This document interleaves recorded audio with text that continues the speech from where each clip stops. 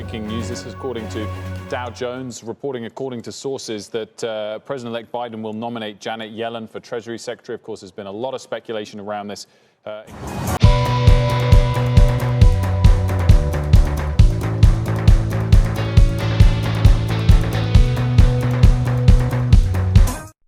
So as you are probably all aware, yesterday, President-elect Biden chose as his Secretary of Treasury, Janet Yellen, to head the United States Department of Treasury. So in this video, I'm going to essentially just provide you with all the facts and explain to you exactly who Janet Yellen is, where she comes from, what has her career looked like, and what a stock market and an economy might look like under Janet Yellen. So the mission of the U.S. Treasury is to maintain a strong economy and to promote and foster an environment where there is job opportunity and economic growth and stability, domestic and abroad. Treasury Secretary is essentially responsible for formulating and recommending both domestic and international financial, economic, and tax policy. So contrary to what many people thought about who Biden might choose as his economic advisors, Janet Yellen seems to muster bipartisan support, and so she likely will not be beholden to any of the economic policies that some of the more radical factions of the Democratic Party might seek to push. Illustrate some of the bipartisan support that Yellen received. Recently, Senator Elizabeth Warren praised her, and also on the flip side, Gary Cohn, who was Trump's National Economic Council advisor, praised her too and said that she was the steady hand that the economy needed to get through this tough time.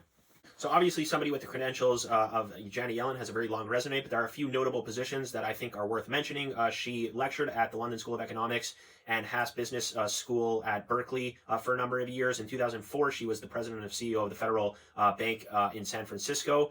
In 2010, she was nominated to vice chair of the Federal Reserve and confirmed. And in 2013, she was nominated and confirmed to act as the chair of the Federal Reserve System. So all of this is to suggest that Janet Yellen is highly qualified based on the position she previously held. Without paying too much attention to rising inflation, Yellen has always supported a low-tax environment to spur more hiring and faster job and wage growth. So the good news there is that it's unlikely to see your taxes grow too high, and that obviously is something that people were very worried about in the Biden administration. But at least for the time being, while the economy is still trying to bounce back off its lows, it seems that Yellen would support a low-tax environment in order to spur this growth. So Yellen has voiced her support for the low interest rate that the Fed has been pushing since the beginning of the downturn. So it seems that at least for the time being, while the economy is spurring back, that Yellen will support the low interest rate environment in order to stimulate the economy.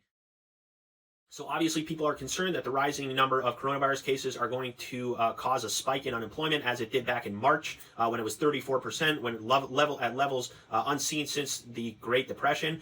The good news is that Yellen has voiced her support for any powers that the Fed has to reduce the unemployment rate.